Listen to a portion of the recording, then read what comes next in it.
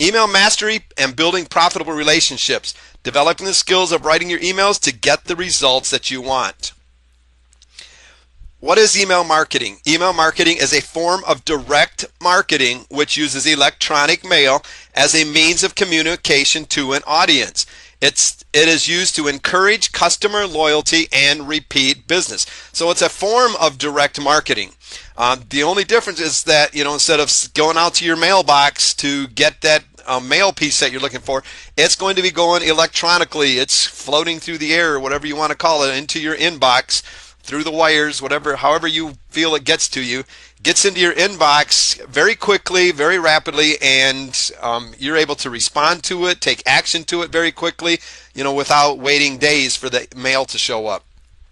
It is used to encourage customer loyalty and repeat business, and that's something you really need to be working towards, is customer loyalty and repeat business, because like I've said many times, the hardest thing about this whole business is getting someone on your list or to buy from you the very first time. It's easier after that, and that's what you're looking for, is to make sure that those customers are loyal to you and to get that repeat business, so that you're not spending the most where the most cost is, and that's up front getting somebody on the list. Advantages to email marketing: distributes information to a wide range of highly targeted potential customers. You notice I'm not saying customers yet, because a lot of times they're just targeted potential customers. Sometimes you go about getting people on your list just because they're there. They're not a customer yet. But the advantages to email marketing: it distributes information to a wide range of highly targeted potential customers. Generates repeat business affordably and automatically. With the technology that we have today, it's no more one by one sending an email to somebody. It's all automatically. You can sit down, write one mass email that's going to go out. You can schedule it for any time, day or night, that we're soon going to be talking about.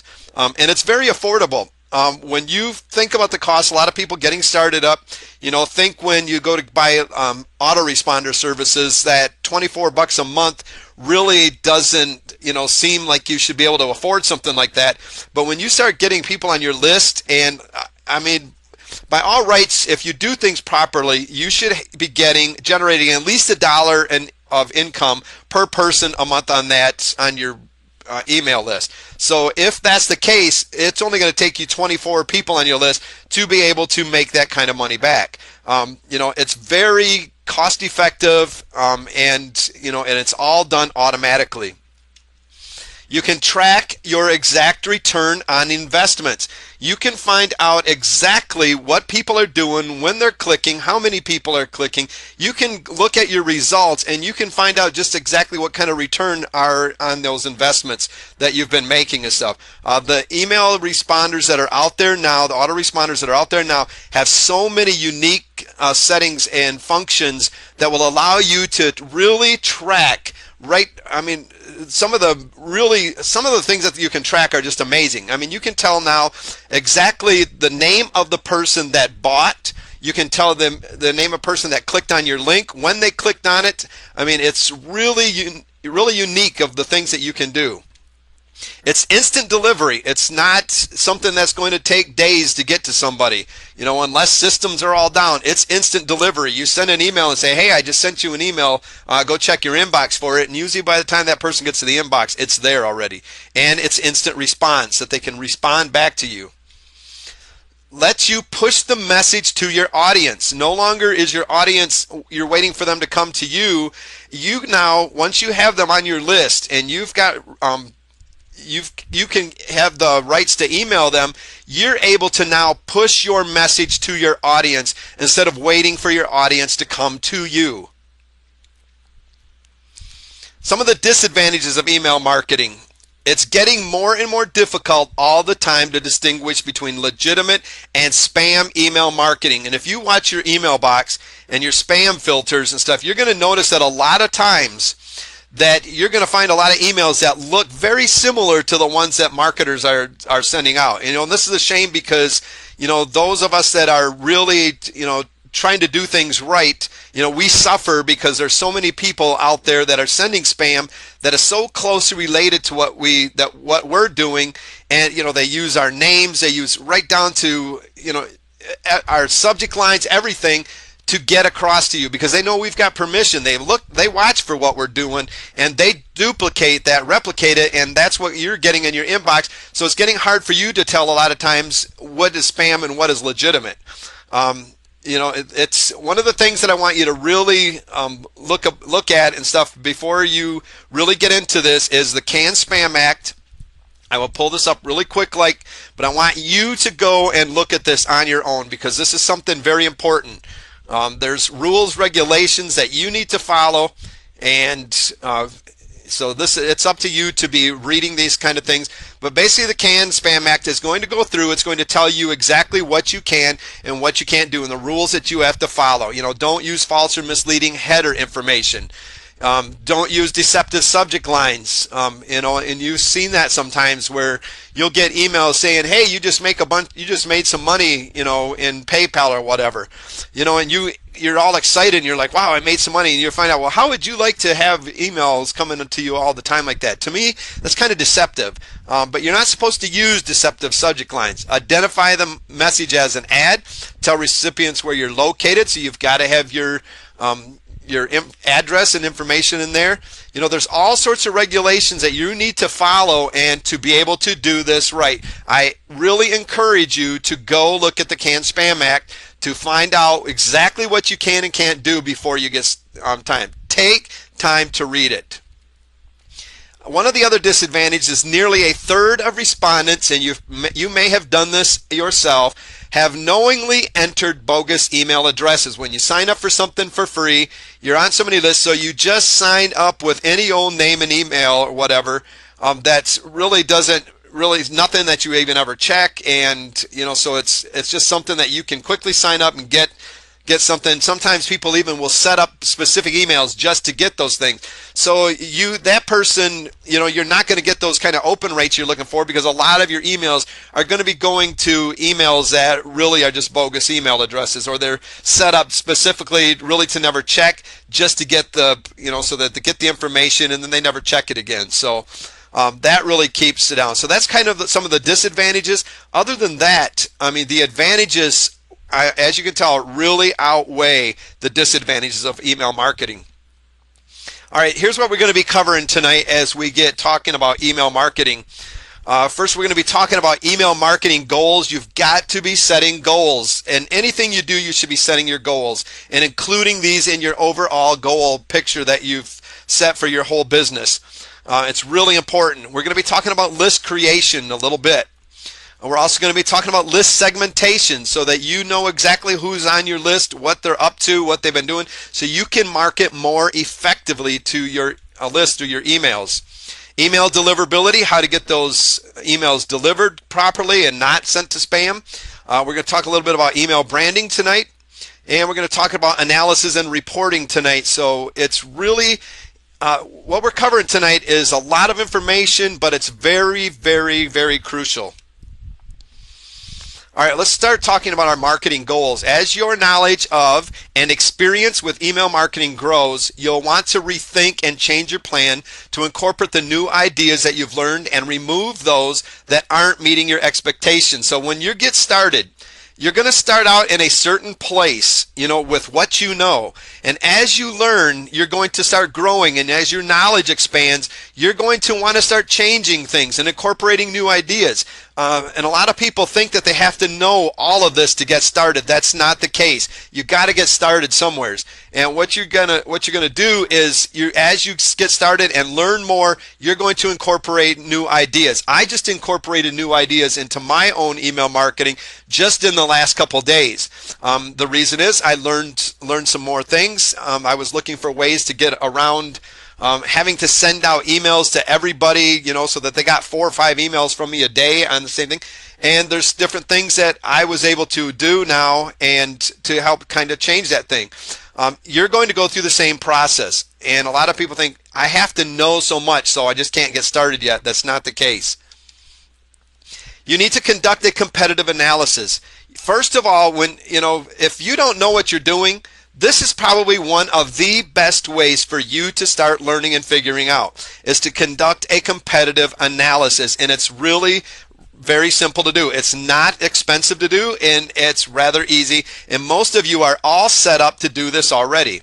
One of the reasons that you're set up to do this is you're on other people's list. So find out what your competitors are doing.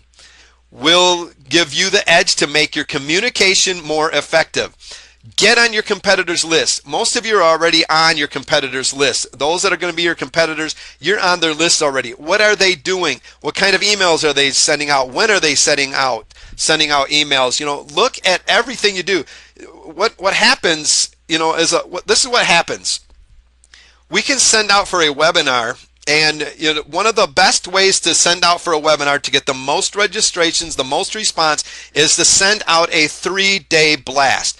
To send out an email, if it was going to be on a Thursday, you'd send it out on a Tuesday, your first one, maybe another one on the later in the afternoon on a Tuesday, another one on Wednesday, and maybe just one at that day. Thursday, you're going to send one out in the morning and one in the afternoon, and then you're going to send out another one right up until the time that you're getting on, and maybe even one with an hour before and when you're getting on. Now, what happens is a lot of people go, well, man, that's just way too many emails, and I don't need that many emails. I signed up under the first one. Well, the thing of it is that instead of complaining about that, take a look at what your competitors are doing and see if you can figure out why they're doing that. The reason that they do that is because it's been tested time and time again that is the best way to get response, to a webinar, to get people to register and sign up, and that's the way that's going to do it. It's going to make a few people mad.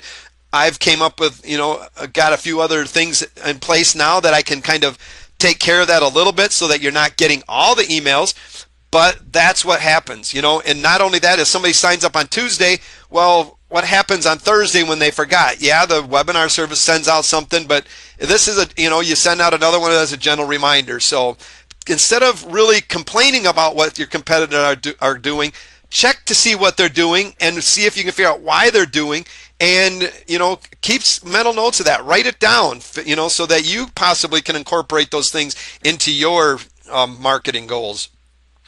Keep track of the types of emails your competitors send, when they send them, and who the emails are sent to. One of the things you might want to look at in emails when you're looking, instead of, even if you don't look at all of them in there, just go through and start looking at emails and find out what time of the day that email was sent, and start writing down certain things like, okay, the majority of the emails were sent at 7 a.m., let's take that.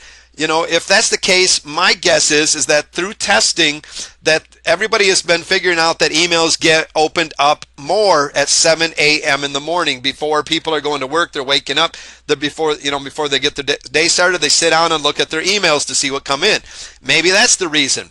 For some, there's other testing, and you might find out that 9 o'clock you're getting another big fluctuation at a.m.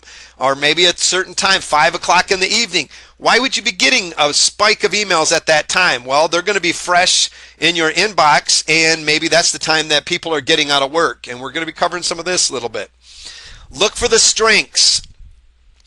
Look for weaknesses. Look for opportunities. So look for the strengths that you see in the emails. Maybe it's their subject line. Maybe it's their writing style. It's the passion that they come across with. When you're looking for it, look to see what kind of weaknesses you see. It's like maybe they don't have great subject lines that you really opened it for. The only reason you opened it for was because of recognition. You recognize their name, and maybe they don't deliver a lot of value. So look for those weaknesses. Those weaknesses are opportunities. The strengths are opportunities. Maybe you can't match those strengths right now and stuff, but those things are things that you can challenge yourself to beat. But especially those weaknesses, those are opportunities for you to do better in your marketing strategies. So what are your marketing goals? First of all, you need to decide, what do you wish to achieve with your email marketing campaign? What is it that you wish to achieve? It's to get people to buy from you. Do you have a list of freebie seekers that you're trying to get to buy from you? Is it to basically deliver quality value? What is it that your goal is with your marketing campaign? If you don't understand that, you need to come to a place where you can understand what your marketing campaign is all about and what you wish to achieve. Because if you don't know what you're going to achieve or what you want to achieve, how are you going to achieve it?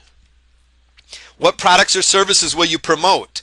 Know what kind of products or services are you going to promote. And I want you to notice in these trainings, a lot of this goes back to researching the market that you're in, finding out what kind of products are out there. Are you going to want to promote those kind of products? What kind of products are missing that you could promote?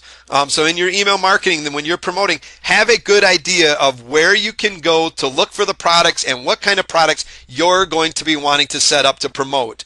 Maybe it's affiliate products. Maybe it's your own products. Include anything that's relevant in as much detail as you can about your products or services. The features that are going to be available in them, the benefits that you're going to provide over your competition. That's something very important. Why just look for the same products that everybody else is going to be setting out for? Look to find products that that have more benefits to provide to your subscribers over top of the competition. Maybe one of the things is that you can do better than somebody else is to provide the content through webinars, things like that. Special deals. Really give as much detail when you're writing your goals out of what your products are going to contain. Why are you wanting to reach, and what are your goals with each one when it comes to your existing customer? Maybe some of the goals that you want to reach, and when you're reaching these customers, existing customers, maybe the emails is all going to be centered around subscription renewals, because these are already, maybe somebody's joined a membership, so you want to focus on getting that subscription renewed. Getting that customer to say, yes, I'm going to renew this, instead of basically signing off. Are you going to be wanting to send out cross-sells in your emails? Upsells to your existing customers? What are your goals with all of these? To prospective customers, maybe your goal is to get them to that first purchase, which it should be. Maybe it's to come across and show them your brand awareness so that they get used to your branding, get used to you, that name recognition. Maybe it's relationship building that you need to focus on. What are your focuses and what are these goals of each one of these? Where will you find all the content that you're going to be sending out? You're going to be sending out a lot of content in products and of affiliate products, your own products. You need to figure out where you're going to find this content. A lot of people, you would think that it would be pretty easy to find all the content you need, but a lot of people, where am I going to find this? Well, if you don't know, you have to figure out, where this is all coming from. Is it going to be through affiliate products? Are you going to outsource to somebody else to get products made? Are you going to own your own product creation, where you're going to be the one that's creating your products? Maybe you're going to be buying PLR products that you can send out, so that you don't have to invest all the time and money into creating your own products, that you can just spend a less time, or to outsource having that PLR changed and to add your own basically branding to it. Where are you going to find the content? This is all things you need to be thinking about when you're setting your marketing goals. All right, very quickly, we're just going to go into setting up a list. This is very basics. There's a whole lot more that that's going to be setting up the list, and this is just with Aweber. This is getting that list set up so that you can recognize it, and you've got a place for your subscribers to go, and that you can start setting up your broadcast messages and your follow-up message to start building those relationships. First of all, when you go into Aweber, if you have Aweber, now there's other autoresponders out there. Aweber is something that I usually recommend.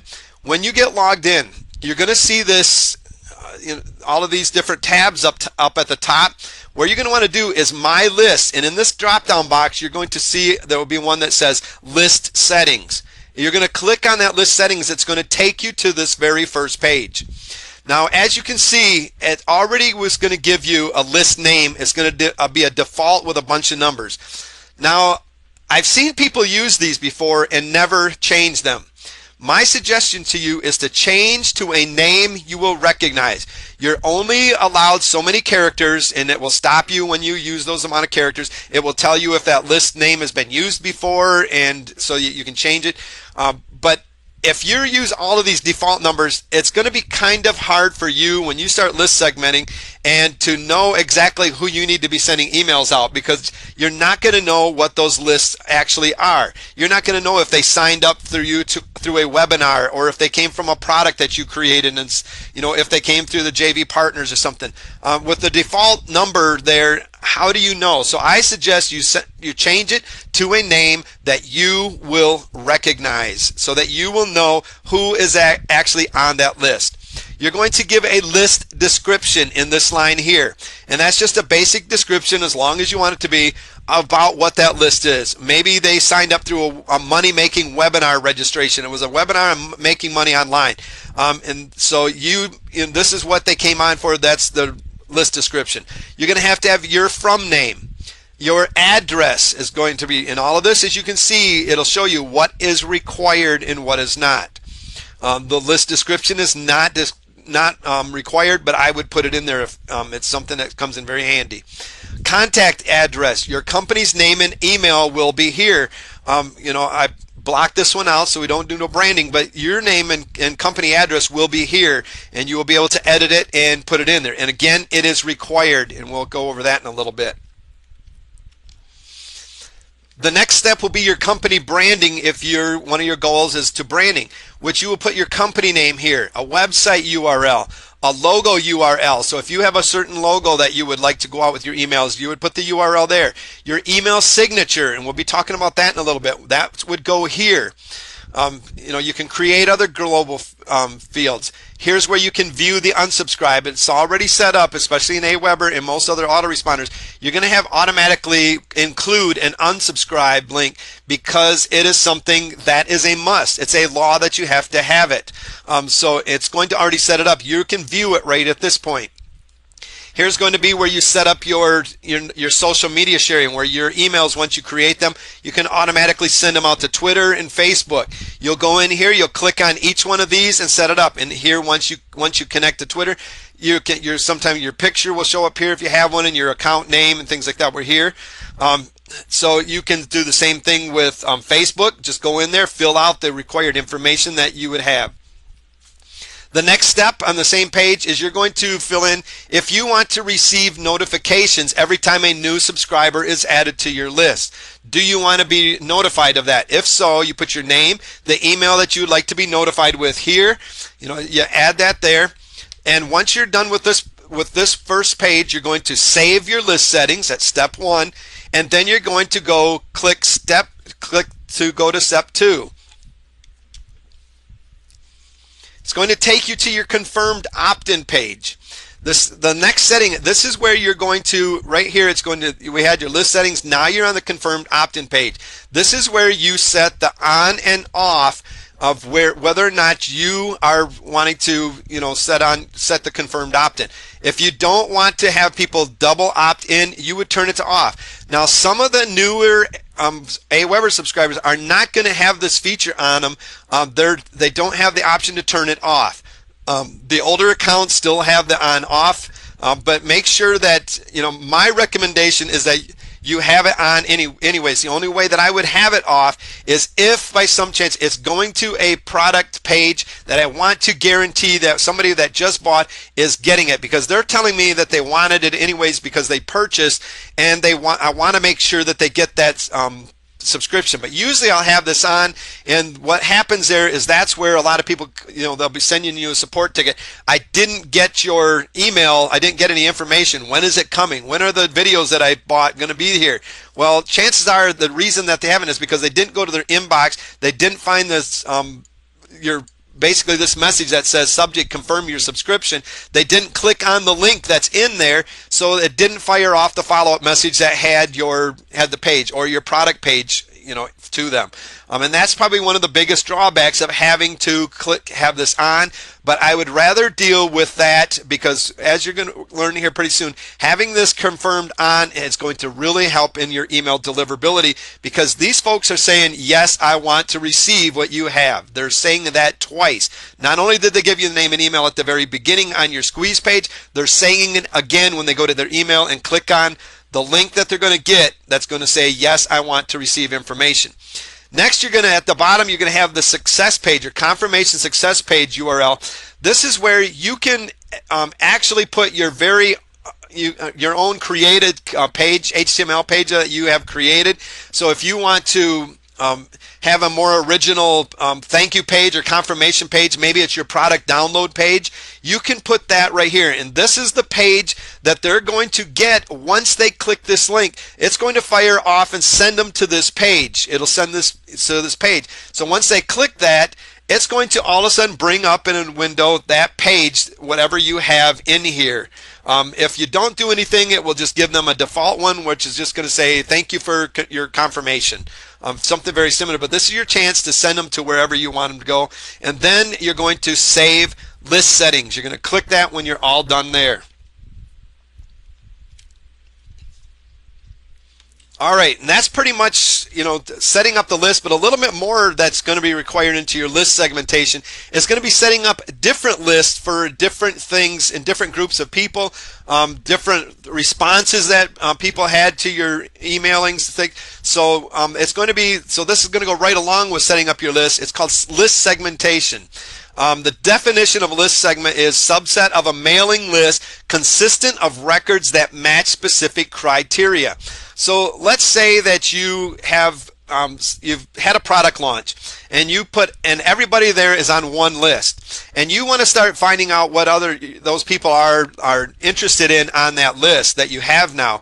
So let's say you start doing webinars, and one of the things that you do is you send them to a squeeze page to sign up for that webinar, which is going to put them on a new list that you created. And what that's telling you is that those people are, a couple different things could be taking place. They're interested in further training, they're interested in webinar training, or they're interested in the topic that your webinar is on.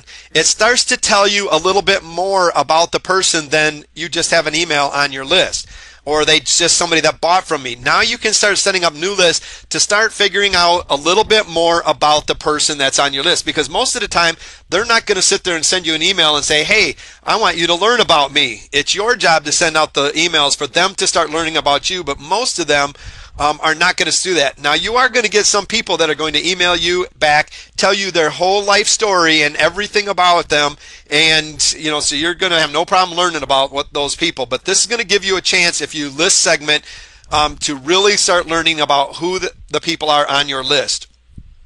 For emails to be relevant, your email list needs to be well targeted, not just to to a targeted audience when you're driving traffic, but now you need to start targeting specific groups that are within that list.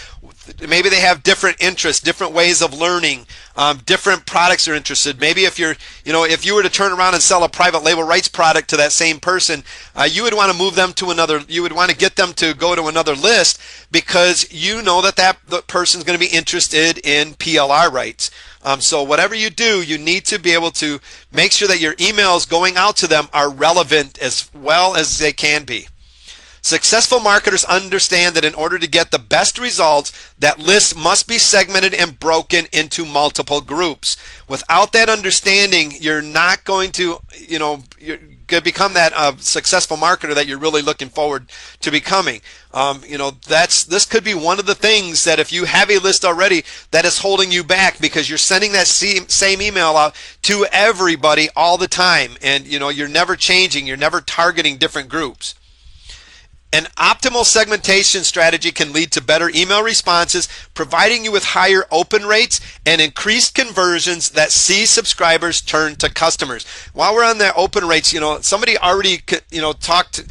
I've seen a question already come in tonight that said, what's a good open rate? And that's a real hard one to really talk, to really come clear on, because there's so many things that go into play with an open rate. One of the things is, if you really have your list segmented down really tight, you're going to have a very high open rate because you're going to be getting, that list is going to be more relevant to that target group that you're emailing to. So you're going to have a higher open rate because they're going to be interested in what you're doing. If you're just sending out to over the same email to basically your overall list, you're going to have a lower response rate. So what's a good email response rate?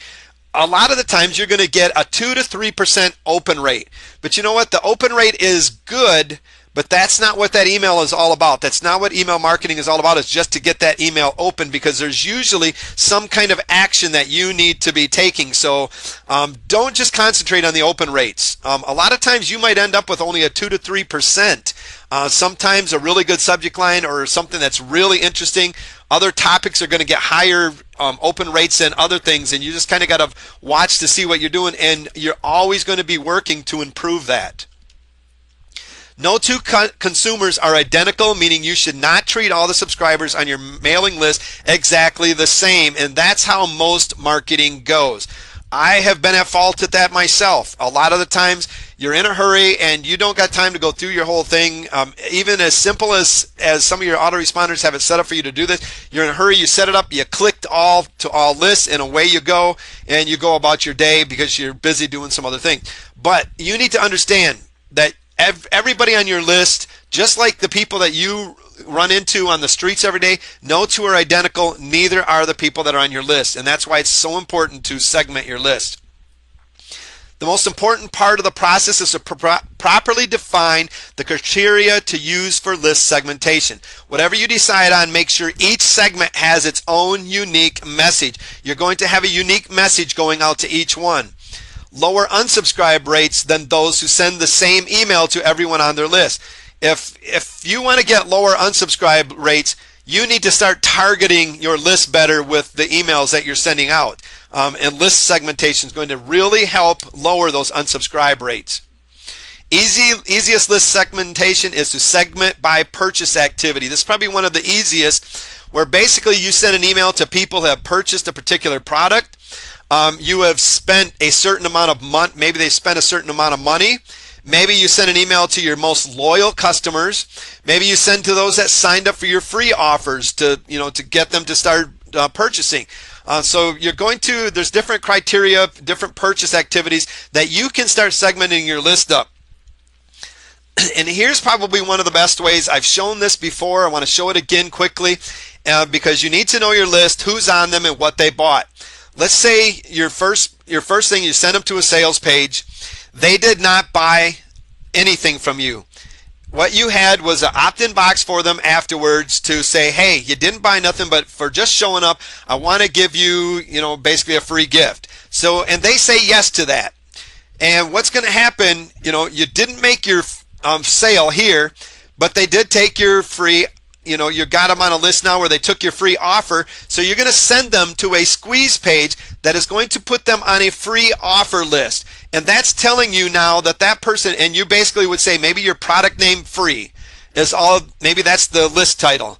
Down here, your front end would say product name front, or the back here is your back end or your OTO. If they bought that, product OTO. That could be your 3 list names that you set up in this case. And if they do not buy anything, you have it set up that they go to a squeeze page to get their free offer, because when they sign up to that squeeze page, say, yes, I want it, you need to send them to something where it says, okay, where do I send your download page to? They're going to sign up for it, and now they're on your free offer list. You know that the people on this list did not buy anything from you yet. If they bought this front end, you're going to send them to another page immediately. That is going, once you've processed that sale, they've clicked buy now, they've processed, entered their credit card information, they bought from you, you're going to take them to a one-time offer page. You've seen it several times where they said, wait, this is a one-time offer, you're only going to see this once, right now. If they do not buy that, you're going to say, well, thank you for your purchase, this purchase. Where do I send your downloads? You have a separate squeeze page set up. It's a whole new list going to, now you have them going on to a front end buyers list.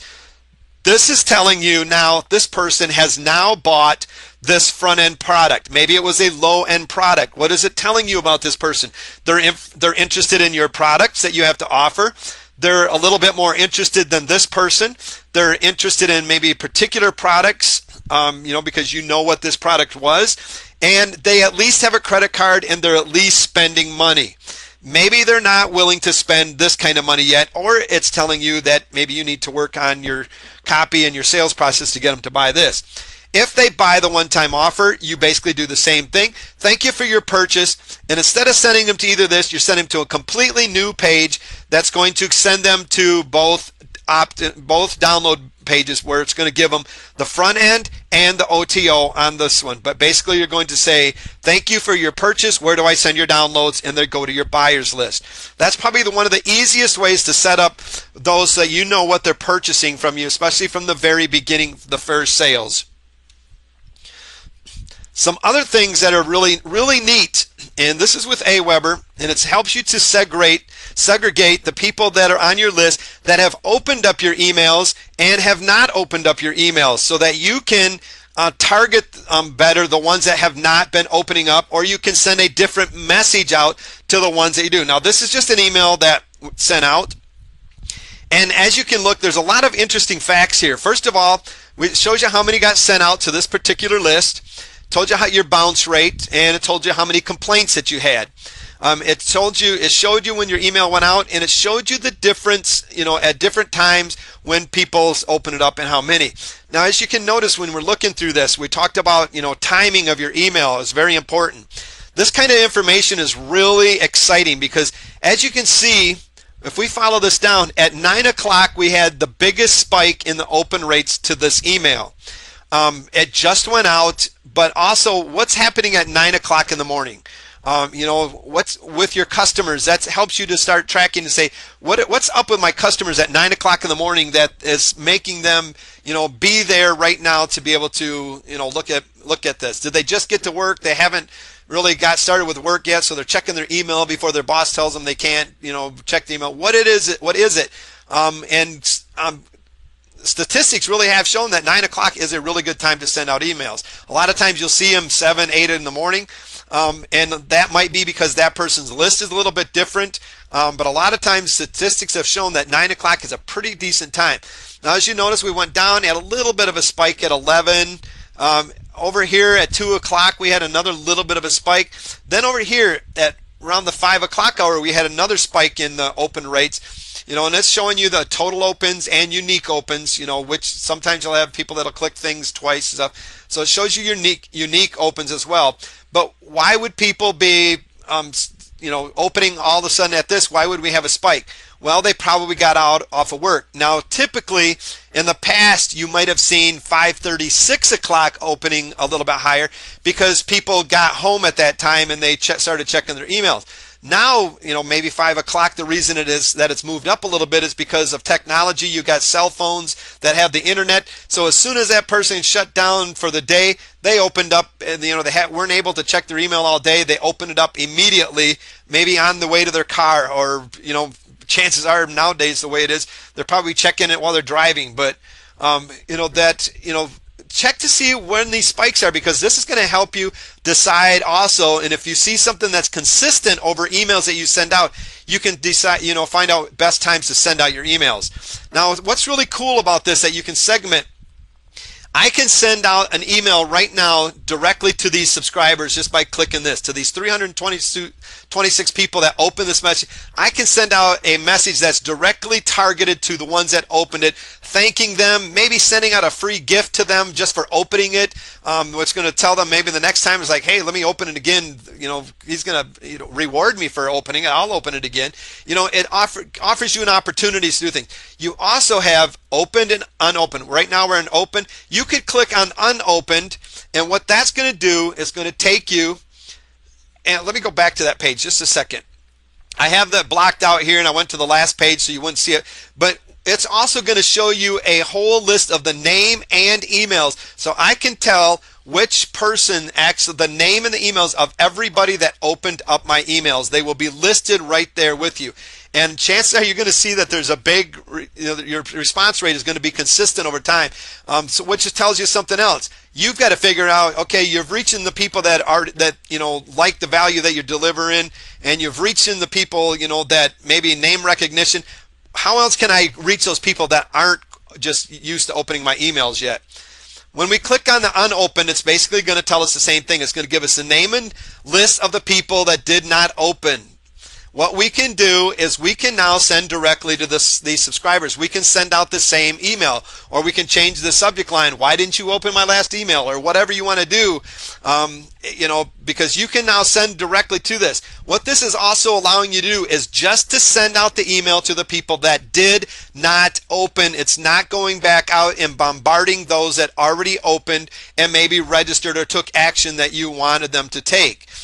So make sure that this is a feature in Aweber that's a newer feature that you have to upgrade to.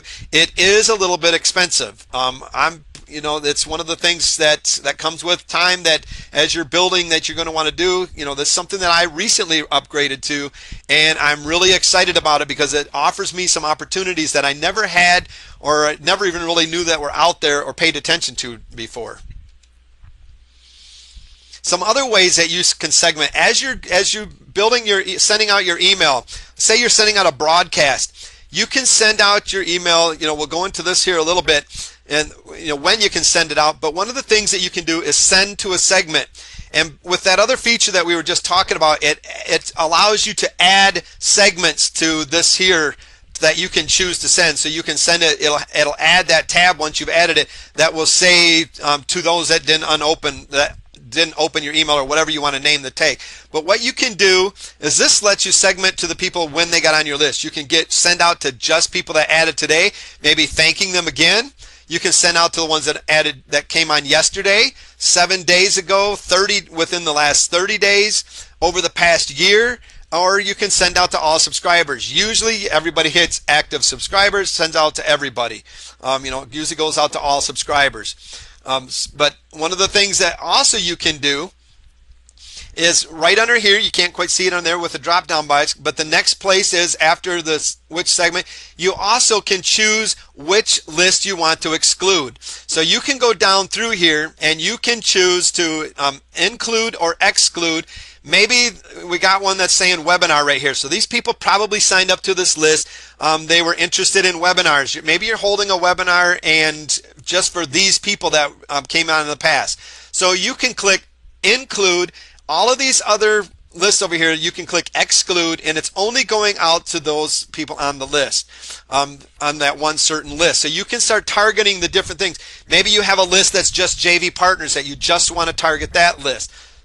So there's different ways that are really, really simple to get started with, to start with your list segmentation. All right, email deliverability. Email deliverability is about ensuring request opt-in email is delivered to the intended recipient. Always ask for permission and be CAN spam compliant. This is probably the one of the biggest ways to get your email opened up. Make sure that you use a double opt-in. These are some of the laws that you have to follow. A valid postal email address, a valid postal mailing address, not just an email. This is your physical email. Mailing address, and an unsubscribe link. These three things are things that are going to help your email deliverability, and they're a law that you have to have them in place. Subscribers addresses subscribers addresses you ask for. Make sure that you are getting the email addresses that you are asking for, and that's asking for real or primary. Don't just ask for their first name and address. Ask for their real name if you have to, because some people will put a bogus name in there, or they'll put sexy mama or whatever in there as their name and stuff. You need to be watching those kind of things, because think about when you're sending out that thing and all of a sudden you send that email, they forgot what kind of rude, crude name they put in there, and you send out your basically first name, that your little tags that you're adding there. So it goes out there and it says, hey, sexy mama. Well, what kind of email is that going to be picked up? My guess, I would start associating that as maybe pornography or something else that's going on, and that sucker's going to spam. that thing's going. I'm not even going to look at that thing. So make sure when you're asking people on your squeeze pages for their name and email, real name and their primary email address, put it in their mind that they have to give you the real name and primary email address instead of some bogus email that they just want to send it to. Because this is going to get your deliverability up a lot better, because it's going to be going to the people. It's also going to help with open rates because it's going to their primary emails where they're going to be checking. Message formatting, text or HTML. If sending HTML, it is important to always send a plain text alternative message, also called the text HTML. It's a multi-part MIME format. Basically, most of the emails out there now allow you to receive text. A lot of times you, as the email recipient, have to click on a little link that says, yes, I accept, this in HTML or any graphics or images or whatever that are contained in that email and stuff. Once you do that, usually you're pretty good. But a lot of them, there's some of them out there that still don't accept them and they don't go through as great. It's getting a lot better. A lot of people are sending out just HTML now because you can do a lot more amazing things with them than just the text. But it's a good thing, to always, if you're going to use HTML, to send the text version as well. And your email responder should provide both of those for you. Limit the use of images. Avoid creating messages that are entirely images. Use images sparingly, if at all. If you're going to use images, a lot of times a simple image, if you're going to use them, is really good. But don't get carried away with images. Again, just because you can doesn't mean you should. Be sparingly, because a lot of times these images are not going to get your email delivered properly. Carefully using of attachments. Many users are wary of attachment documents due to viruses. A lot of people associate an attachment as being a virus, whether it is or not. If you really have a good relationship with your email list, they know you, they trust you without a doubt, you can get away with this. But a lot of times, most people are going to associate that attachment with a virus because that's just what they associate it with. Use a website URL to reduce recipient fear of attachments. People will click on a link, but they will not click on an attachment. So if you want that to get delivered properly, you want it to get open, don't include attachments. A lot of times those attachments will not get delivered. Words and phrases you choose. Choose your language carefully when creating email messages. Avoid spam hot buttons such as dealing with medications, mortgages, making money, and if you're in the making money niche, that's a hard one to get around a lot of times, and pornography. Be careful with the phrases that you choose because a lot of people will have different phrases, different words that if the email's filters pick those words up, that it immediately sends them to spam. And if you got those in there, even if you're joking around about something, and use the word sex or something in your email for some strange reason, if they've got that as one of their words that that are blacklisted, not to be sent to them, it's going to pick up on that and it's going to be gone. So be careful with the words and the phrases that you choose. Branding. In pre-internet days, official company letterhead was used for all communications, external and internal. Basically, what you received was typed on a branded bond paper. It was placed in a branded envelope that usually had the logo and everything else all plastered all over it, the company name, and included a business card with a company's logo on it. So branding has been around and it's there for a reason, and you can do the same. It's just switched to email, but you can still do the same. Basically, you can have your branded paper, which is your email. You can have all your logos, everything on it. Everything is still pretty much the same. Fast forward today when 80% and higher of a company's communications takes place through email, branding is an important thing. There's going to be different ways that you might want to be considered. Be careful when you're branding. When you first get started out, you need to, and this goes back to setting your goals. What is your goal? Is your goal when you're branding to brand you, or is it to brand your company? Maybe in the future you would like to sell that company, and if it's branded with your name, it's going to be harder for somebody just to pick that up and take over because everybody's used to you. But what if you were to brand it with just your company name and you basically left your name out of it? A lot of marketers will do that. You'll see them from all sorts of different company names is all you're recognizing that it's coming from. The reason is because they could be setting themselves up to someday sell that company if they chose to, and they don't want it to be branded to them. So careful when you start out with your branding, because it gets hard later on to switch over if you've already branded it one way. So if you're branding it to your name, it's going to be harder to sell your company, to sell your name in the end, unless you're somebody like McDonald's or Burger King or something like that, that you can have a franchise. All right. Why is email branding important? First of all, the biggest reason is because you want to make an impression.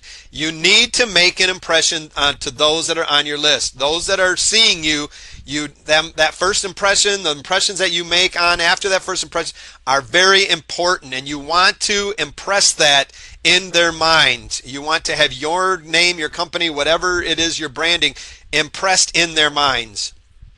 People are busy, and having a good branding element enables its message to stand out or differentiate your email in the recipient's crowded inbox.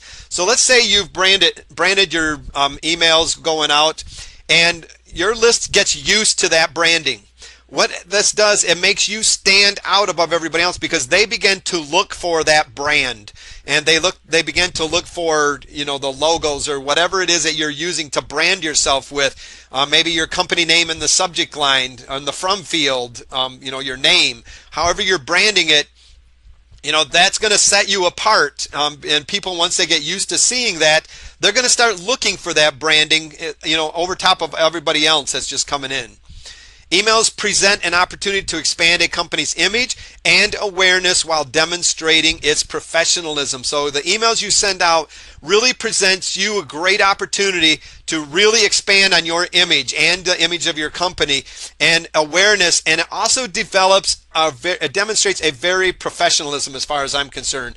When you brand things properly and it's a nice clean brand, it's very, very easy to understand, it really comes across as demonstrating your professionalism. Email addresses speak volume about their owners and the image they are trying to portray. But so not only your company, it also speaks volumes about who you are and the image you're trying to portray. Consistency in branding is important. If you start it, consistency is important. Don't sit there and change it all over the place. I'm tired of this, let's go to a new look. I'm tired of this one, let's go to this look now. Consistency in your branding is very important, because once you have that recognition, you want to keep that recognition. When somebody's coming to your email, going to their email inbox and looking for that particular branding, you don't want them to have to go start searching for something different and to find out if it's you or not. All right, the email. Will your email ever even get read? The ultimate goal of your email is not to get people to look at them, which is important, but to get them to take some kind of an action. A click, a purchase, a reply, a download, whatever it is, whatever kind of action. Think about the emails that you would be sending out or that you are receiving. They usually, every one of them, require some kind of an action for you to take. They're looking for you to take some kind of an action, even if it's just to further build your relationship with the person that sent it to you. There's always something. So yes, it's important to get that email out there, but what you really need to focus on is that that email needs to get them out there. And if you start focusing on getting them to focus on the action that you're trying to get them to take in that email, you're going to have a whole better response rate of getting that person open, because you're doing everything else right, getting them to really go after this, and this is all going to start falling into place. So when you concentrate on this, on the taking the action part.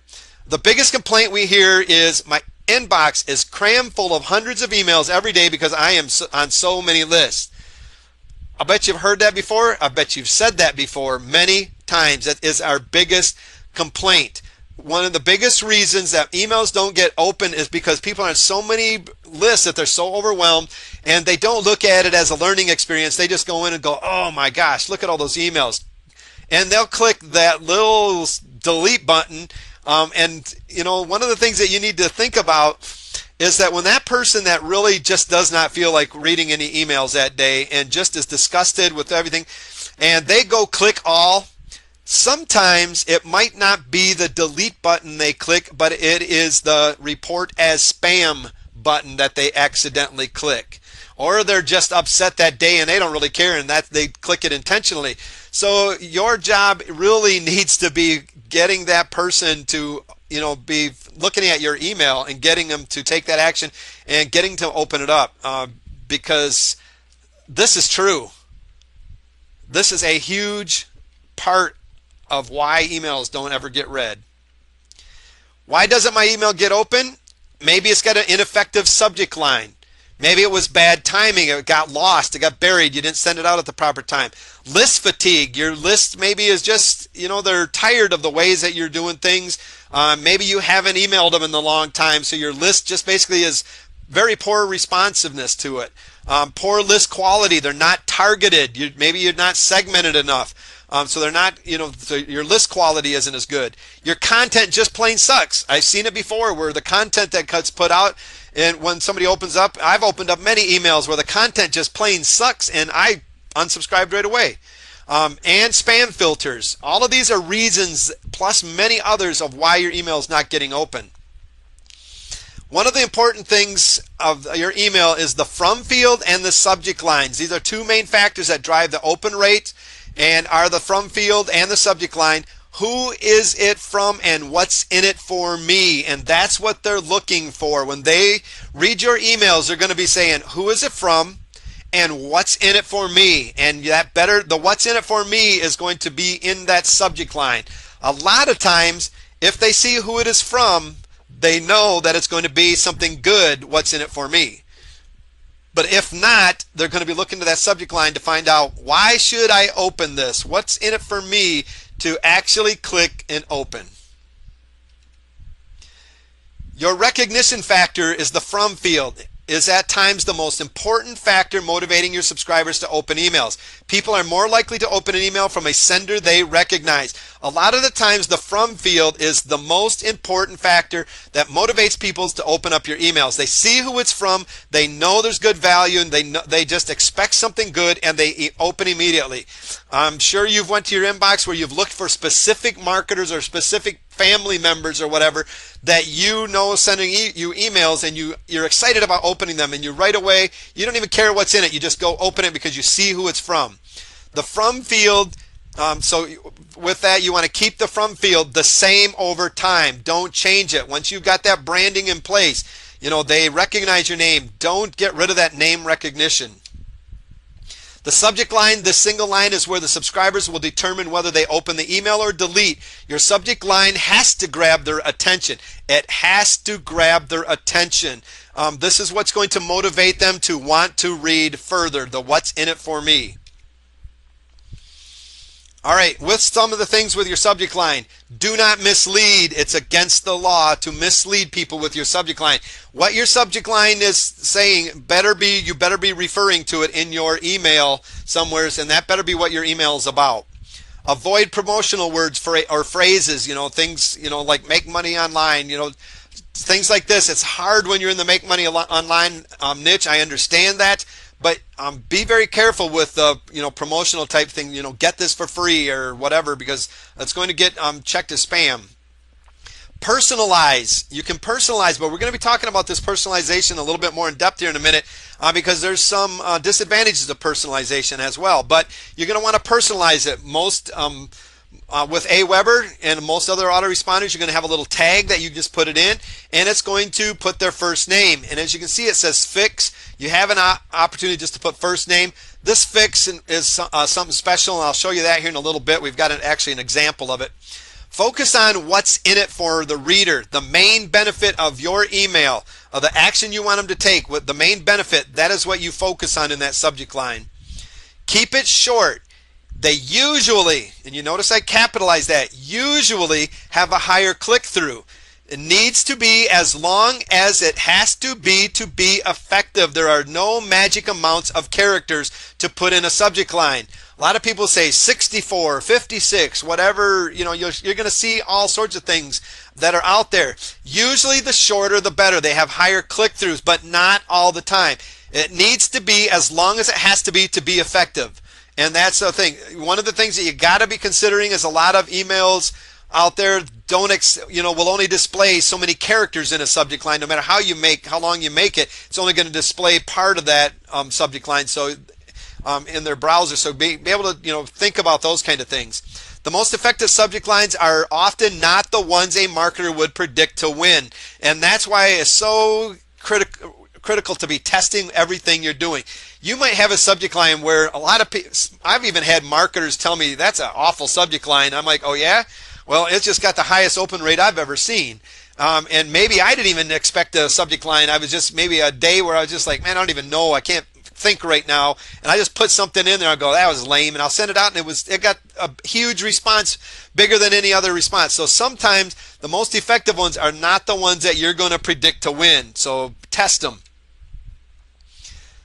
Subject lines for list segmentation. This takes us back to segmenting a little bit. If you segment your list, ensure you test subject lines for each segment. You may find, for example, long-serving active subscribers react best to a simple branded subject line and focuses on recognition.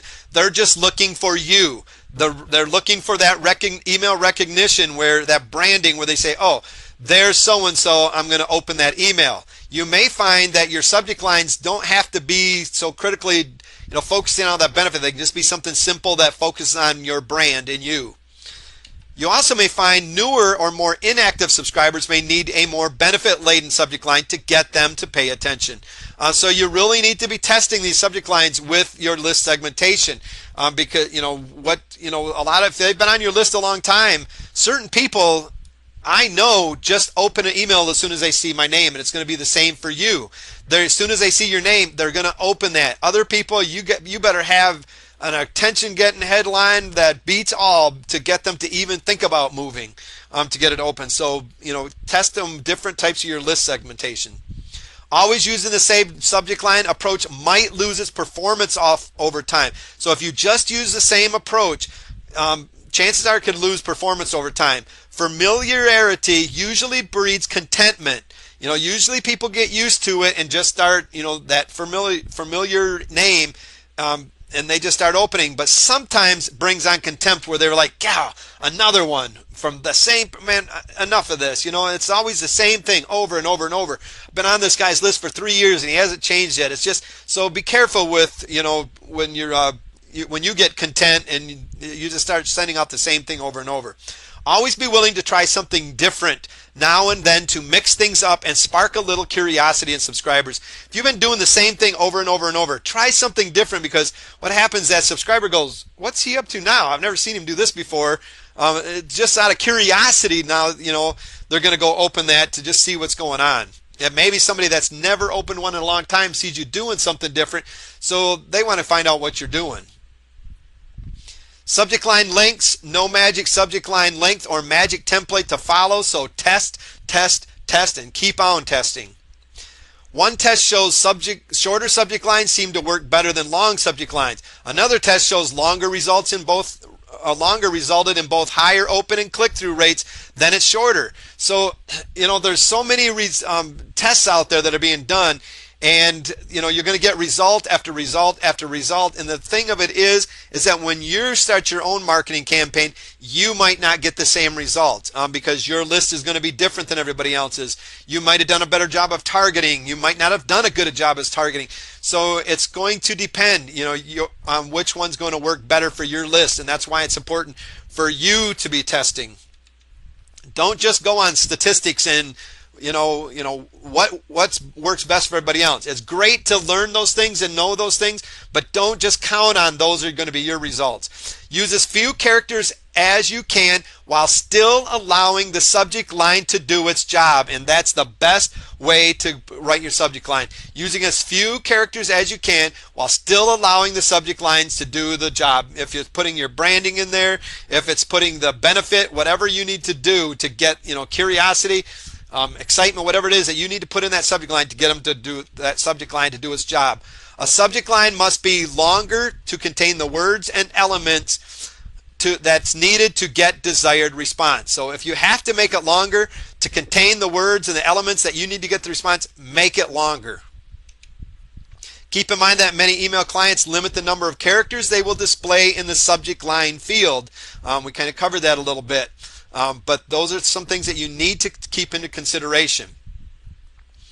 The role of recognition in a subject line. 2 reasons to use branded subject lines, where basically you're putting your name or your company's name in the subject line.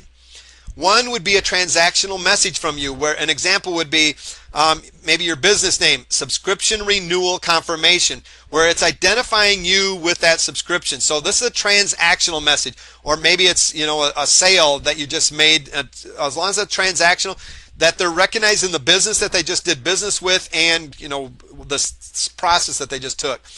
Or you have an excellent reputation for always delivering useful, valuable content. And your main priority may be to ensure people recognize your emails. You've got a great reputation. You always deliver useful, valuable content. You got a high open rate. People are just, you can count on people open it. You might just want to concentrate on that subject line of recognition, and just so that when people are searching for your emails, they find that subject line with your name in it and open. Name and salutation, most personal things in the communication piece, and subscribers see them before they even get to the main features. These are going to be the subject line, and down here, this is where your salutation goes in.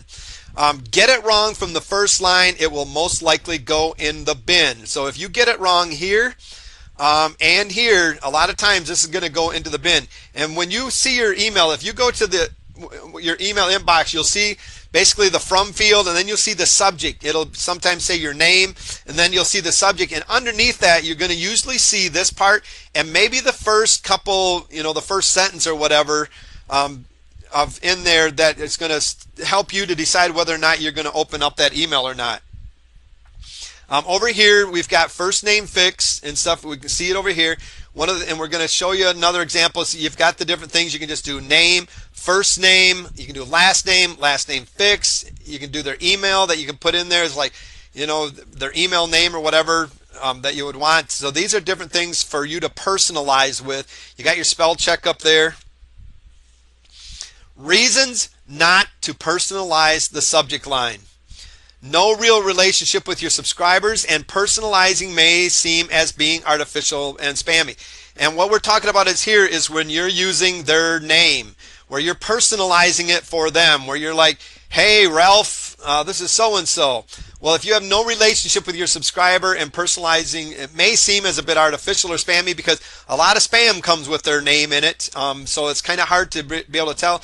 And if they don't have a relationship with you, chances are they're going to say, that's artificial. I know that went out to everybody because that person don't know my name. A name takes away space that you might use to create greater effect with your other copy. So maybe putting their name in it is going to take away from you being able to use different words in there for copy. People typing anything in subscription box for first name just to get through the registration process. Remember we were talking about earlier, people put in bogus name and email addresses. If they put in a bogus name, like we were talking before, they put in some weird name, or somebody else types it in, or not a fun put in some bogus name for that person, and you send out your email and it goes out to that bogus name, what are they going to be thinking when they see that? Inaccurate or unreliable data will make it clear to readers that you really don't know who they are. That's worse than no personalization.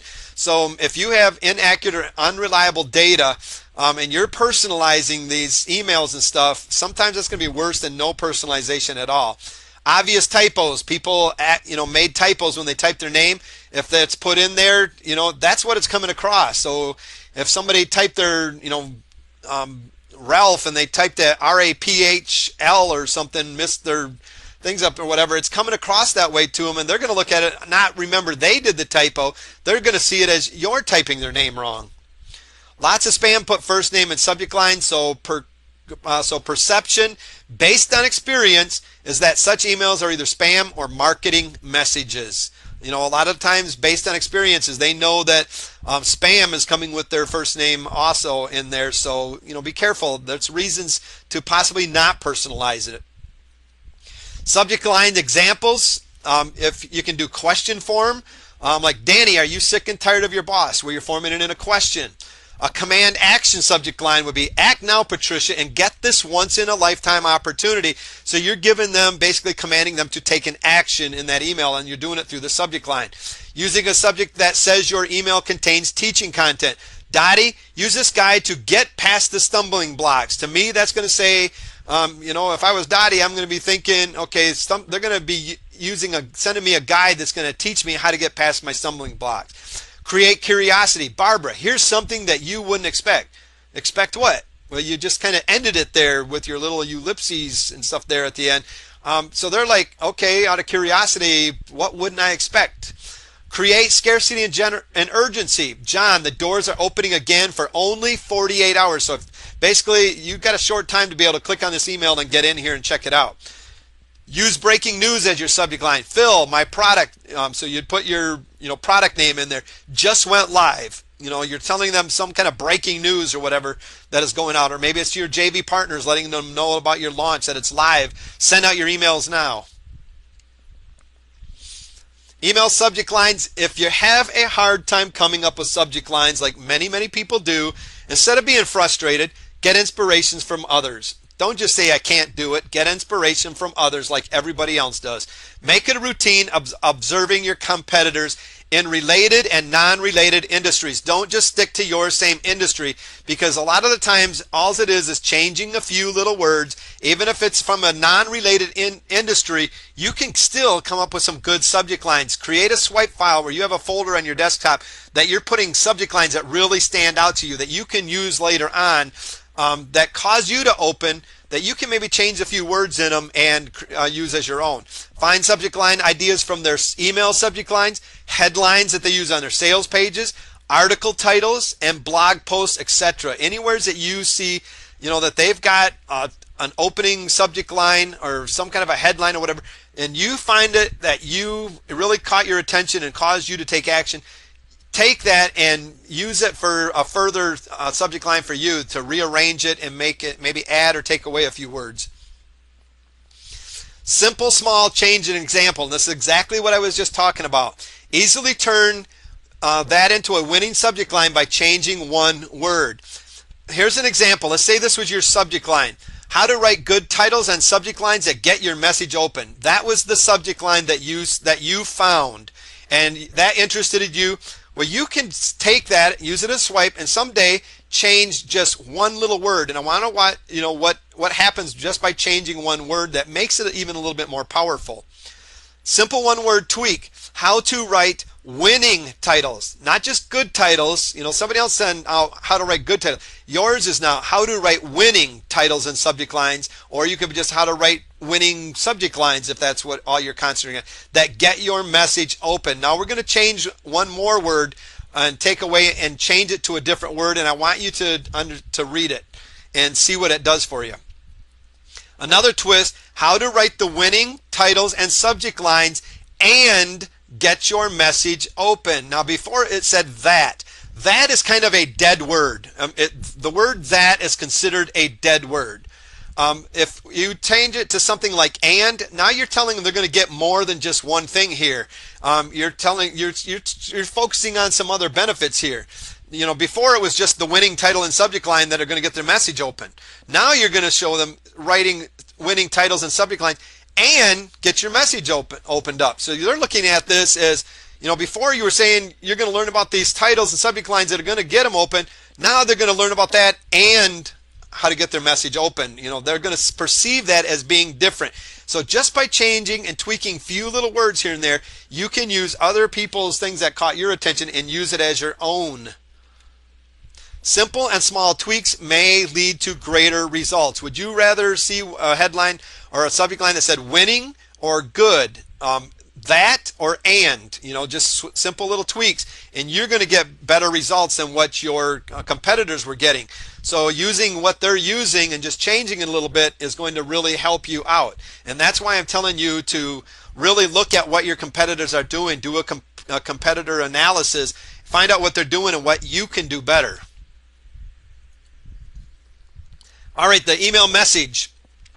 Personalize, if used correctly, can increase sales by as much as 300% if used correctly. Content of your email, the body, get your opt-in subscribers to trust you quickly. Remember, know you, like you, and trust you. Personalization usually works. Remember those disadvantages that we were talking about earlier, though. But even personalizing your email messages, the body of it. Add passion in your email. If you've ever read an email that you just don't see that person's passion, and it's not doesn't come across interesting to you. I've read emails where I could just feel the passion from somebody, and it drove me to want to read on because all of a sudden I started getting interested in because I was seeing their passion. WIIFM, what's in it for me 24/7. That's the name of the radio station that your people need to be listening to 24/7. What's in it for me? Your email messages must be telling them what's in it for me for your email message to come across as they're supposed to. Keep your sentences and paragraphs short and simple, period. Do not sit there and put out long, drawn-out paragraphs. Make sure you break them up, and so that it's an easier reading. There's nothing worse than finding an email that the sentences are stretched all the way across all the real estate that you possibly can, that you're scrolling forever to find it, or that maybe they broke them off, but it's one huge long paragraph with no breaks in between. It's a hard read, and it's an easy one for me to delete. Use compelling sub-headlines or mini-headlines to break it up with. Sub-headlines are really good for capturing attention and drawing people back into your email where maybe they're not excited about one part, but they see that sub-headline where you've added some white space, you broke it up, and they see that and you've caught their attention again, and they'll maybe skip down to that, but you still have them go there. So use compelling sub-headlines. Convey your message in a clear and concise manner, but remember, I didn't say keep it short. You do not have to write a simple short email. Sometimes simple and short makes it better. Other times you got to say what you got to say, and you got to make that email as long as you need to say it to get what you need to get out there. So convey it in a clear and concise manner, but I didn't say keep it short. All right, broadcast messages. There's a couple different kind of messages we're quickly going to cover tonight. Broadcast and follow-up messages. The first is the follow-up. This is AWeber once again. When you get inside to the tabs, you're going to go to messages. You're going to click on broadcast. It's going to open up for you to create a broadcast message or to create a split test broadcast where you can compare the two messages against each other. So you can create your split testing right there. Here's a message that's already set up. This is one that's already set up, ready to be queued, but you're going to click on that create. You're going to, once you do that, you're going to create your message that you created, and then you're going to schedule it for sending. Now, follow-up messages are sent in sequence one after another, so maybe over days. Broadcast messages are sent once at a specific date and time. You can create a date and time specific email broadcast and scheduling its sending. And over here you see a picture where basically you can send it out immediately, where once you click queuing that thing up, it's going out, or you can choose to send it out later, which it'll bring a pop-up box that you can choose the date and the time you want it to be sent out. So you can basically send repeat email broadcasts to reinforce your message. So you can set up more of your emails. There's a feature that will allow you just to copy the same one if you just want to copy that email and send it out, and to send it out at a different time and date. So maybe you want it to go out twice that day. You send it out once in the morning, you queue it up to send it out at maybe 5 o'clock in the afternoon when you want that email to be fresh and right up front again. All right, with your email broadcasts, what you're going to do, you're going to have again that you can set up the time and date. You'll click this. It will bring up a little calendar for you to choose the date, the month, the date, and the year, and you set out the time. If this was it, it would be 9:46 a.m. You can choose at whatever time you want. Send to segment. Which segment do you want to send it to? That's what you're going to choose it next. Is it all subscribers, or is it some that have been added over the next day? Whoops, we clicked that there. The next one is you can include or exclude other lists that we've kind of went over, but you can include all of them, or you can do just certain lists, whichever one you choose. So you're going to just go right on down the line. You're going to, whether you want to track clicks or not, and you're going to have to send out an HTML message to track your clicks. You're going to want to decide whether you can do social media sharing, whether you want it to go on Twitter, Facebook. It'll give you those examples for you to use. All right, follow-up messages. You decide your interval style. The two common interval styles that you're going to have are send rapid fire emails one after another. So you could possibly send a message out every day or even twice a day or even more. I wouldn't recommend this unless your niche tolerates aggressive marketing like the Make Money Online niche.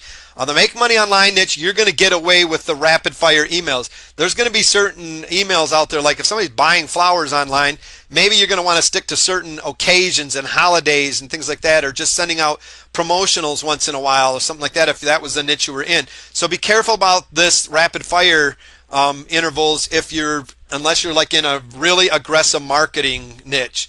But you can basically send them out one right after another every single day that as long as you have them set up. Or you have the space, sending out 1 or 2 messages a week and then waiting 1 or 2 weeks. When used correctly, people on the list begin to anticipate and wait for the messages. This would be like we were talking the flower niche or something, where they begin to wait for your promotionals, where you're sending them out the special offer now and then, or the holidays that you're sending out to get them to buy flowers or whatever, if that was the niche you're in. So depending on what niche you're in and which one of these interval styles you're going to want to use. Both of these styles, what they have in common is that they both are consistent. You stay consistent at what you are doing. The rapid fire, if your market tolerates it, you stick to that thing. You might have to change some of them, maybe change a few of the intervals, whatever, stick to them. The consistency is everything. All right, follow-up email series is building relationship first. It's always important that you know how to create follow-up messages in your autoresponder. The thing you should focus on is building your relationship with your list. So with that subscriber, you need to focus on building relationships, and follow-up messages are great for doing this. Don't initially think of selling first. Think pre-selling in your relationship. A lot of times they still haven't bought something, or you maybe tried to get them to buy something and they didn't do that. They took your free offer. So you're going to have to maybe think about pre-selling them a little bit more. Maybe they came on just for something for free to a squeeze page. So initially don't think about selling first. Think about pre-selling to them. Getting them basically warmed up, ready to buy. Before anything is sold, you need to have established yourself as a reliable source.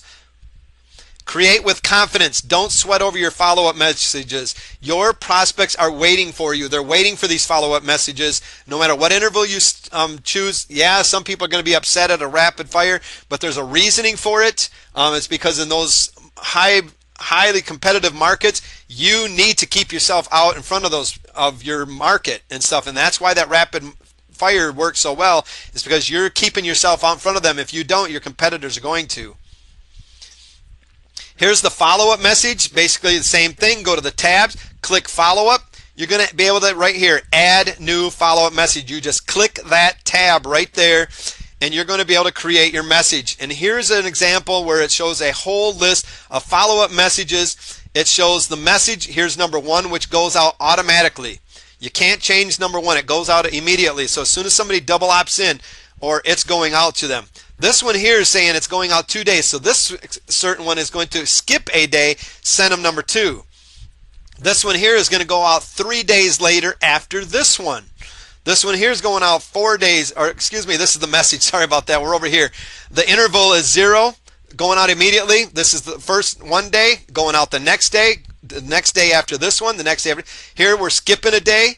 Then we're sending out another one the next day, another day, skipping a day, so it's 2 days after this one, a next day, and a next day, and so forth. And it'll basically show you how you got them set up. You can be keeping track of all of these, your open rates and things like that, what's going on, so that you can find out maybe you need to be changing subject lines, or maybe you need to change your intervals a little bit. All right, here's your follow-up email series on what you need to be including. We're just going to cover the first 4 because you can go on forever with follow-up emails. Send immediately after your customer subscribers takes action. Whatever action they take, you send them follow-up email 1. Welcome them, reassure them that the right decision has been made. This is what you're going to be wanting to include in these emails. Mention the product or newsletter name again. Let them know who you are and what they just did, what they just bought, or what they just subscribed for. Include any product download pages. So even if you've got a confirmation page for them to set up get the download page, include a link in there so it's another way for them to get it in case they missed it or accidentally clicked off of it and didn't realize what they had. Your main goal is an introduction to you and to make sure the customer subscriber gets what they opted in for. Number 2, start with mentioning the product or newsletter name again. Let them again know who you are. Let the subscriber know what they can do with the download files and how they can actually download them. So you want them to begin to let them know that you care about them and that you care that they get things happening. So let them know what they can do with things. Maybe they just want a private label right products, even though you sent them, what their rights were. Send it to them again. Let them know. Say, hey, you can rebrand this package. I would start doing that, and I'll cover that here in a few emails. Assure them that you're there for them. Ask them how they're doing with the product. Let them know you care, basically. Giving any additional resources you might have to offer. So if you have resources that would help them with what they've got, offer them to them at that time so you can start delivering more value. You can mention your affiliate program if you haven't yet. So if they haven't seen your affiliate program and you have one, maybe you say, hey, how would you like to make money with a product you just bought? Follow-up 3, you might want to start asking them if they've had time to work with your product. Again, I would make sure that you would introduce yourself, let them know who you are in the product again. It's still new in the process. Ask how your product has helped solve any problems for the customer. Start getting them to possibly start opening up to you and responding back to you. Maybe what can make it better. You can recommend other products, resources, etc. that you have, but keep it in a very soft pitch. Use related content in your follow-up to pre-sell your offer. So if you're going to pitch at this point, which I would start pitching here something pretty soon, keep it a soft pitch. And you're still going to want to be thinking about pre-selling them. So that email follow-up, if you're pitching, is going to be pre-selling them leading up to that pitch. So you're going to want to use a lot of related content in your follow-ups to pre-sell your offers. Follow-up 4, offer nothing else than your personal help. So now you could just go back to saying, hey, instead of a pitch or anything, it's just saying, hey, what can I do to help you? Continue building that relationship. Include something of value that relates to the original product or to an upcoming or previous offer. So maybe you got a previous offer or something that's upcoming that you can talk about, that you want to give them something else of value that relates to that. How many follow-ups are in a series? There's no magic number once again. There's just a lot of different, it's going to depend on your targeted list. It's going to depend on the segment, how you got it segmented. It's going to depend on the niche that you're in, on how many you actually send out. Some are going to tolerate one right after another, and some are you're going to have to space them out. So test it. Your email list is going to be different than anybody else's and unique to you. The follow-up is all about building a relationship and creating the right first impression. Focus on delivering and over-delivering value in both your follow-up and your broadcast messages. Crafting your email message. Remember to inject your personality and style as you're building your list. When you're crafting your email message, people want to get to know you. They want to understand your personality. So let your personality shine in all that you do. But once you do, be careful here, because once they get to know you, don't go trying to really change your personality, because they're not going to accept it. If you're coming across as, let's say, probably a great example of this would be maybe in the Christian marketing world, where you were coming across as a big Christian, all of a sudden you started talking about some things that maybe just you didn't come across as before, and they're going to start doubting, who you really are. So be careful when you start injecting your personality that you stick with it. Promote things that excite you. If it doesn't excite you, it's going to be hard for you to excite your customers when in that message. Keep your email content light, creative, and original. Provide good content, focus on value. I don't care what you're doing, focus on value. Outline the benefits of your product and services. You want to always stay away from the features unless it's a software product. You want to talk about the features, but focus on benefits. Provide a clear image of what you are offering. Really make it clear to what they're offering. And you really better be thinking about what that subject line just said. A lot of times creating your subject line, you might want to read your email message afterwards and then relate that subject line. A lot of times it's easier to write a subject line after you've written the email, because you might come across some words that really stick out to you that is your subject line. Give a simple yet strong, clear call to action. Specifically tell people in a clear way what you want them to do. Don't let them guess. Don't just take it for granted that they're going to do that. Tell them what they're going to need to do. Use social proof in your emails. This is a powerful psychological mechanism by which we look to others to guide our own actions. If everyone else is doing it, so can I. Example product name has been labeled the runaway hit of the summer. Therefore, or there have already been over 5,000 copies of the product of the certain product name sold in the first 4 days. So what you're saying to that person is, look, everybody else is doing this. You need to jump on board. Use testimonials as social proof and credibility, where you're showing them what other people are using. Now be careful with testimonials that you can actually prove those results. Use urgency and scarcity in your emails. Fear of loss is one of our biggest motivators. If we think we're going to lose out on something, that's going to be a motivator. You will become effective when you become good at communicating that something is time sensitive or quantity bound. Take a look at your own actions. What do you do when you feel the sense of urgency or scarcity? Let's say you were, let's go offline here a second. Say you were going to the bank. You had to go to the bank today. You procrastinated all day long because you knew the bank was open until 5 o'clock. Really no urgency there for you to get there at 9 o'clock in the morning. So you're going to wait. All of a sudden you look at the clock and you're like, wow, 4:45 and I live 13 miles away from the bank. I better get there now. You're going to take some action and you're going to move because there's urgency there. There's scarcity. If you don't get there, that bank's not going to be open. It's going to be gone. It's going to be closed up. So you basically use that urgency and scarcity. It's a huge motivator. Example of scarcity. Why is it so important for you to read the moment it goes live? Not only do I want you to not want to miss out on the bonus package that I will be offering you, but also because of the fast action bonuses that product owner is getting ready for you. They will be as follows. First 77 buyers and on down, it shows you what there's going to be going on. You will have to act fast to get on these awesome bonus deals. They will be gone soon. If you miss the deadline, then you have already missed out. Don't let them all get away from you. Why shouldn't it be you that gets the good? That's just an example of using scarcity and urgency in your emails. Eliminate the risk to customers. Eliminate the risk factor. The money back guarantee. If it's got a guarantee, go ahead and talk about it. Say, hey, it's not going to hurt you to, there's no risk to you at all. This guy's providing a guarantee to you. This is my guarantee, that you can say. The clearer, stronger, more detailed the guarantee, the more credibility and impact it will have on a buyer. So maybe it comes with a 7-day guarantee. Okay, great. What if I forget in 7 days? Well, what about it comes with a 30-day guarantee? Okay, I got longer. That's a stronger, more and the more detailed the guarantee, the better credibility and impact it's going to have on the buyer. This will eliminate the feeling of taking some kind of big risk if they take action or purchase from you. A call to action, make sure you give a clear call to action, specific instructions prompting the reader to take specific action. You must lay out exactly what you want the recipients of your message to do. Don't let them guess, and don't you just take for granted that they're going to actually be able to figure out what you want them to do. Provide an unsubscribe link. Always, most of your autoresponders will already provide this for you. It's not going to be an option.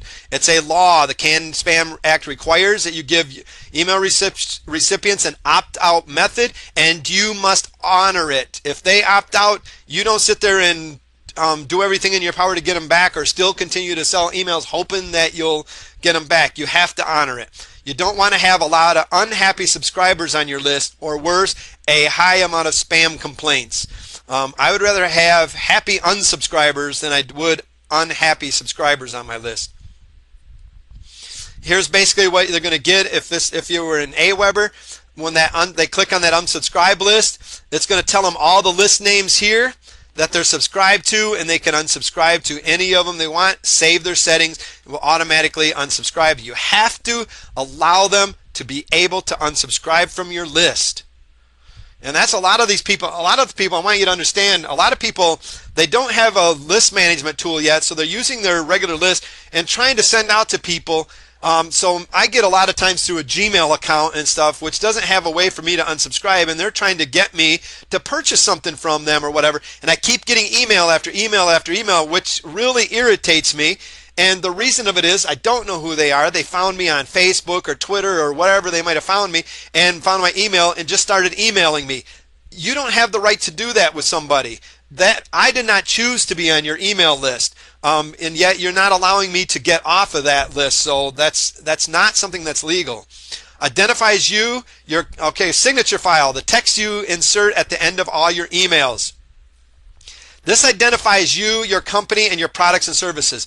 We showed you a picture back toward the beginning where it showed you where to put in your signature file, and this is something that you save that will go out in each of your emails. It shows, it's basically at the very end of your email. A lot of times it's right before your subscriber link, where it'll basically give a signature file, and you'll see it usually the same one until they change it. It identifies you, your company, your products and services. Should contain company name, your contact details, website address, and marketing taglines. These are some things that you should include in it. It can also be used as a marketing or sales tool, where maybe you want to have a product, you want to put a little quick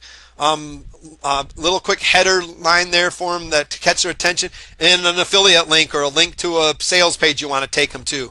Be careful, don't be offering too many and give them too many choices if you're going to use it for that. A signature file is a powerful marketing and communication tool available to businesses. Make sure that you use one. Mailing address of your business. You must provide a mailing address and contact information for your business. Your message must include your valid physical postal address. These are your choices. You have to have your current street address, has to have a post or a post office box you've registered with the U.S. Postal Service, or a private mailbox you've registered with a commercial mail receiving agency established under Postal Service regulation.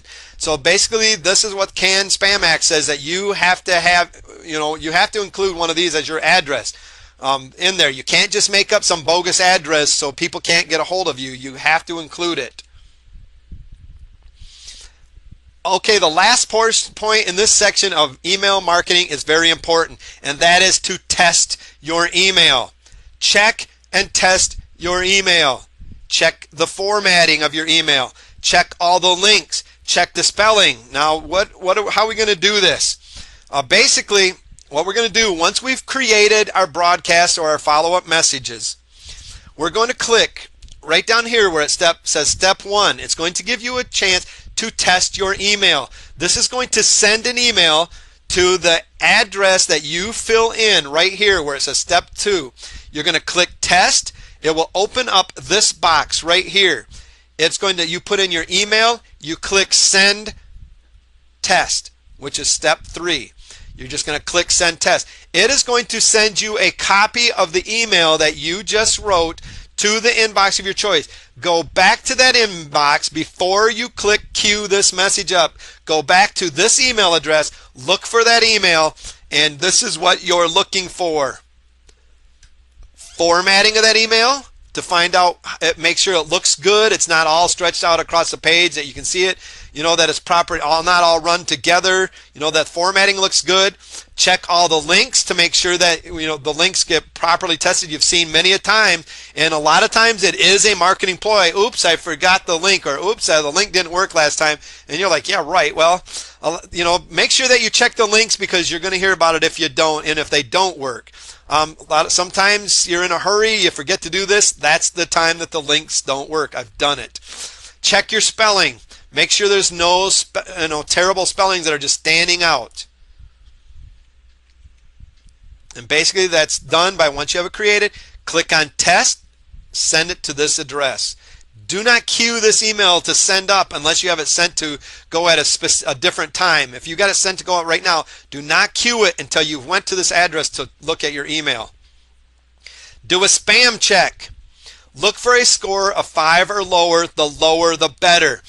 Basically what you're going to have is, once you've got your email written, here was where you tested it. Right here is going to give you the spam number, where it's telling you, this one here, it's picking up some pretty good things saying that, okay, you might be getting spam. You're getting close to that 5 mark. We haven't queued it yet. We're going to test this. So we're going to click on this 4.3 that's here. Yours is going to say whatever spam count it comes up with. It's going to bring up this page.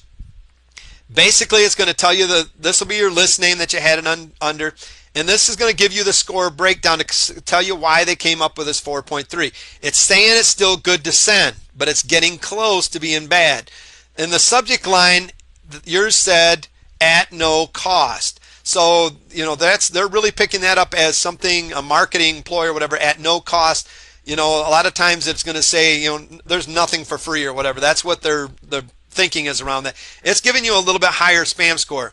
The body, HTML included a message, 0. Body, the message only has text, HTML, my parts. So maybe it's just an HTML message. If you do, it's usually going to be a 1.7 almost every single time in Aweber. But it's giving you a 4.3. Anything, they're going to tell you if it's okay to send. Down here below, we don't have it all down here, but it's going to show you in your message. They will highlight in yellow any words or whatever you use that it's picking up as spam. So at no cost would probably be highlighted in yellow down here for you to go through and change. All right, using the canned email, and we're almost finished here.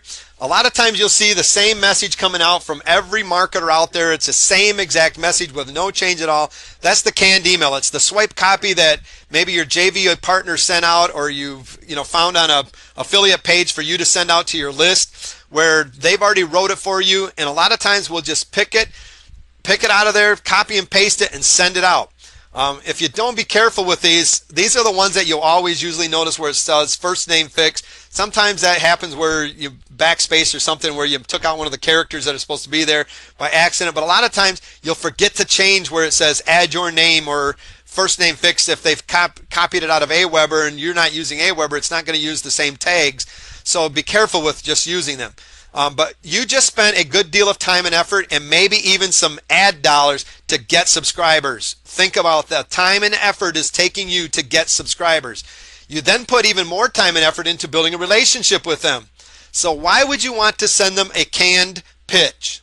The same thing that everybody else is doing. Why would you want to be identified as the same? Why would you not want to be differentiated than your competitors?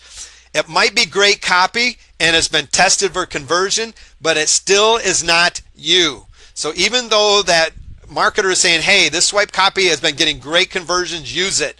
Most of them will always tell you, but add you into it. Add your own personality and spin on things. We're not saying that you can't take advantage of the pre-written emails, copying their structure, using some of the power words that they use. These kind of things are totally okay, but put your personality into it. Change it so it's coming from you and not the same thing coming for everybody. Identify you in these emails. It is crucial to put your personality into the message. And remember, once we put that personality in the message, you don't want to change it. So if all of a sudden you're using canned emails, are you not changing your personality to somebody else's? We are all extremely busy, and it's real easy to just copy and paste, but think about things. Take the time to craft your own email copy in your own writing styles. And remember, your personality is what makes your mailing list unique over top of everybody else. And after all, you're trying to differentiate yourself from the crowd. We've covered that many, many times. Your personality helps with that. What to promote to your list? Be picky about what you promote in your emails. Be honest when you're making recommendations. If you feel it's a good product, great. If you don't think it's a good product, don't lie and tell them it is. Know exactly what you are promoting and that it is exactly worth the value that you're portraying in your email. The affiliate products you promote often come with their own articles and swipe emails for promotion. You can use these also in your follow-up messages when promoting through your follow-up series, but think about the canned that we were just talking about. You can also use, what I kind of talking about there though, is what you can also use some of these swipe emails in your follow-up series, that you're setting up. So maybe you want to promote a product in your follow-up series where you can use some of these canned swipe emails, change them, add your own personality, and include them in your follow-up if you're having a hard time coming up with follow-up emails. That's a good place. One other thing that you have to be thinking about when you're doing affiliate marketing and promoting affiliate products is to have a disclosure in there that yes, this is an affiliate product. The one that we got here, you should assume that the sender of this email has an affiliate relationship and or another material connection to the providers of goods and services mentioned in this message and may be compensated when you purchase from the provider. You may also perform due diligence before buying goods or services from anyone via the internet or offline. So basically they're giving you a disclosure saying, yes, this is an affiliate product. You click on the link, you purchase, I'm making money. FTC rule says you have to have this in there now. So when you're promoting to your list, that has to be also included. A lot of the times this becomes the signature file. You can put something like that in your signature file, write your own disclosure, but make sure that you have that included if you're doing affiliate marketing. In summary, let your voice shine through. After all, you are the list owner and responsible for building the relationships. Over deliver always. In all that you do, do your best to over deliver. Stay in contact with your list. Make sure that they remember who you are. Don't just, unless you're in a niche that you don't need to stay in contact with them quite as often, make sure that your list is always remembering who you are. If they forget, you're a goner. Build credibility, become the marketer of choice. Do this by always delivering great content that will benefit your list and help them succeed. Always test and look for ways to improve. So when you get started out, like we were talking about at the beginning, there's going to be always ways for you to improve. I find them all the time. I try to do my best to improve. You need to be looking for those as well. Don't let fear hold you back from getting started. That's probably one of the biggest things that I can tell you right now is don't let fear hold you back. We just covered a lot of information tonight, and you're probably sitting there going, oh my goodness. All of that just to send out an email, and all of a sudden you're thinking, I can't do that. I don't know how in the world I would possibly do that. Don't let fear hold you back. You can do this. You just believe in yourself. You can actually do this. Remember, you're going to be looking for ways to improve as you get going. You might not hit it perfect right from the very beginning. Look for ways to improve. Just get going and don't let that fear hold you back. That has held you back time and time and time again from so many things. There's so much to learn. There's so much to cover that fear just begins to setting in that you're not going to be able to get it all done. Believe in yourself and it'll happen. Don't let fear hold you back.